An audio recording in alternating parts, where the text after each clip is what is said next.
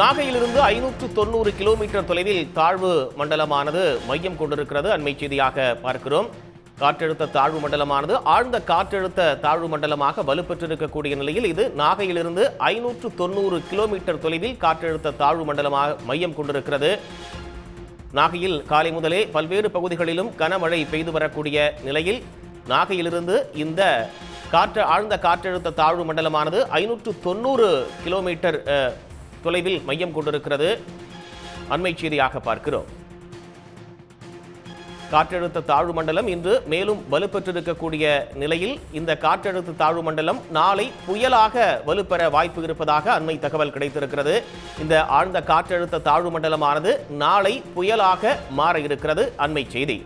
புயலாக மாறினாலும் இது அதிகப்படியான மழையை கொடுக்கும், காற்றால் எந்த பாதிப்பும் இருக்காது என்று ஏற்கனவே தனியார் வானிலை ஆய்வாளர் ஹேமச்சந்திரன் நம்மிடம் தொலைபேசி வாயிலாக தெரிவித்திருந்தார். இந்த நிலையில் இந்த ஆழ்ந்த காற்றழுத்த தாழ்வு மண்டலமானது நாளை புயலாக மாறுவதற்கான வாய்ப்பு இருப்பதாக சொல்லப்பட்டிருக்கிறது. நாகையிலிருந்து 590 கிலோமீட்டர் தொலைவில் இந்த ஆழ்ந்த காற்றழுத்த தாழ்வு மண்டலமானது தற்போது மையம் கொண்டிருக்கிறது. நாளை இது புயலாக உருவாகிறது. கூடுதல் விவரங்களை வழங்குவதற்காக செய்தியாளர் ஸ்ரீதர் இணைப்பில் இருக்கீங்க. விரிவான தகவல்.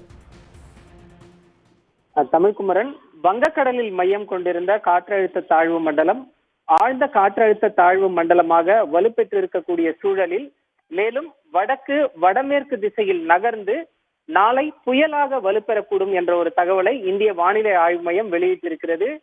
தென்மேற்கு வங்கக்கடலில் மையம் கொண்டிருந்த இந்த காற்றழுத்த தாழ்வு மண்டலம் என்பது கடந்த 6 மணி நேரத்தில் மணிக்கு 12 கிலோமீட்டர் வேகத்தில் நகர்ந்து சென்று கொண்டிருக்கிறது. தொடர்ச்சியாக வடமேற்கு திசையில் இந்த காற்றழுத்த தாழ்வு மண்டலம் என்பது ஆழ்ந்த காற்றழுத்த தாழ்வு மண்டலமாக வலுப்பெற்று தமிழ்நாடு மற்றும் இலங்கை கடலோர பகுதிகளை நோக்கி நகர இருக்க உள்ளது.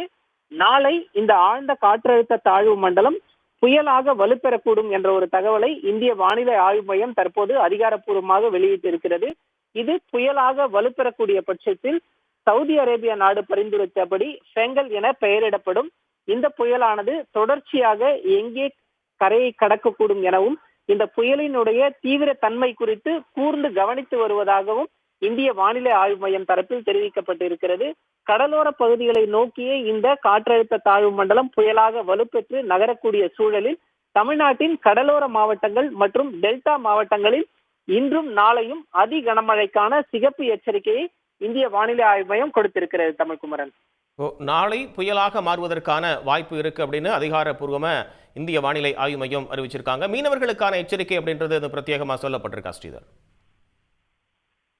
தமிழ்குமரன், தமிழ்நாட்டின் கடலோர பகுதிகள், மன்னார் வளைகுடா, குமரிக்கடல் மற்றும் தென்மேற்கு வங்கக்கடல், தென்கிழக்கு வங்கக்கடல் பகுதிகளில் மீனவர்கள் மீன்பிடிக்க செல்ல வேண்டாம் எனவும் மணிக்கு 75 கிலோமீட்டர் வேகத்தில் சூறைக்காற்று வீசக்கூடும் என்ற ஒரு தகவலை இந்திய வானிலை ஆய்வு மையம் ஏற்கனவே தெரிவித்துள்ளது. இந்திய வானிலை ஆய்வு மையத்தின் அறிவிப்பின்படி மீன்வளத்துறை ஆணையர் அந்த கடலோர மாவட்டங்களில் உள்ள மீன்வளத்துறை அதிகாரிகளுக்கு சுற்றறிக்கையை அனுப்பியிருந்ததன் பேரில் அந்தந்த மாவட்டங்களில் உள்ள மீன்வளத்துறை உதவி இயக்குநர்களும் மீனவர்களுக்கு எச்சரிக்கையை அனுப்பியிருந்தனர். மீனவர்கள் மறு அறிவிப்பு வரும் வரை கடலுக்கு மீன்பிடிக்க செல்லக்கூடாது என்ற ஒரு எச்சரிக்கையை அந்தந்த மாவட்டத்தின் மீன்வளத்துறை அதிகாரிகள் அறிவுறுத்தி இருந்ததன் பேரிலே பரவலாக மீனவர்கள் யாரும் கடலுக்கு செல்லவில்லை. கடலில் வழக்கத்தை விட கொந்தளிப்புடன் காணப்படும் எனவும் சூறைக்காற்று 75 கிலோமீட்டர் வேகத்தில் வீசக்கூடும் என்ற ஒரு தகவலும் தெரிவிக்கப்பட்டிருக்கிறது. தற்போது புயலாக இந்த காற்றழுத்த தாழ்வு மண்டலம் என்பது புயலாக வலுப்பெறக்கூடும் என்ற ஒரு தகவலின் காரணமாக இந்த காற்றின் வேகம் என்பது மேலும் அதிகரிப்பதற்கான வாய்ப்பு இருக்கிறது.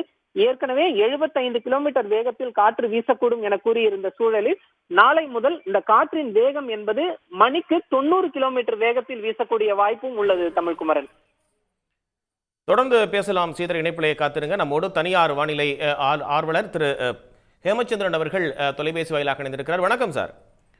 வணக்கம். ஏற்கனவே குறிப்பிட்டிருந்தீங்க இது புயலாக மாறுவதற்கும் வாய்ப்பு இருக்கு அப்படின்னு சொல்லியிருந்தீங்க. இப்போ நாளை இது புயலா மாறுவதற்கான வாய்ப்பு இருக்கு அப்படின்னு இந்திய வானிலை ஆய்வு மையம் சொல்லியிருக்காங்க. இப்போ மழையினுடைய அளவு அப்படின்றது இப்போ நேரமாக இன்னும் அதிகரிக்கும் அப்படின்னு எதிர்பார்க்கலாமா? ஆமா, நமக்கு மழையின் அளவுல எந்தவித மாற்றமும் இல்ல. இன்றும் நாளையும் தீவிர மழைப்பொழிவுக்கான வாய்ப்புகள் இருக்கு. குறிப்பாக டெல்டா மாவட்டங்கள்ல தீவிர மழைப்பொழிவும், சென்னை முதல் கடலூர் வரையிலான வடகடலோர மாவட்டங்கள்ல பரவலாக கன முதல் மிக கனமழை பொழிவை நம்ம எதிர்பார்க்கலாம். இது இரவு வரைக்கும் விட்டு விட்டு மழை பதிவாகும். இரவு முதல் மழையின் தீவிரம் டெல்டாவில் அதிகரிக்கும்.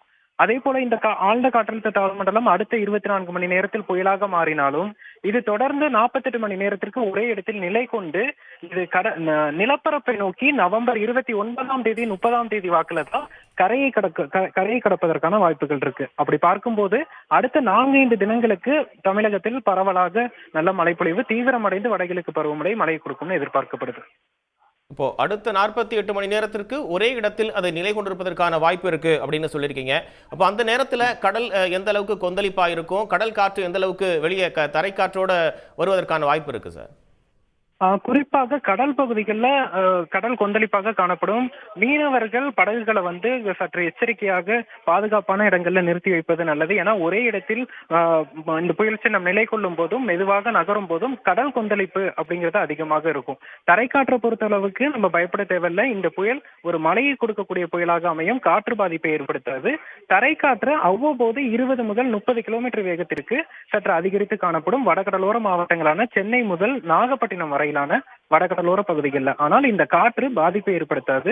சாதாரண தரைக்காற்று அசாதாரணமாக இருக்கும் அப்படின்னு தான் எடுத்துக்கணும்.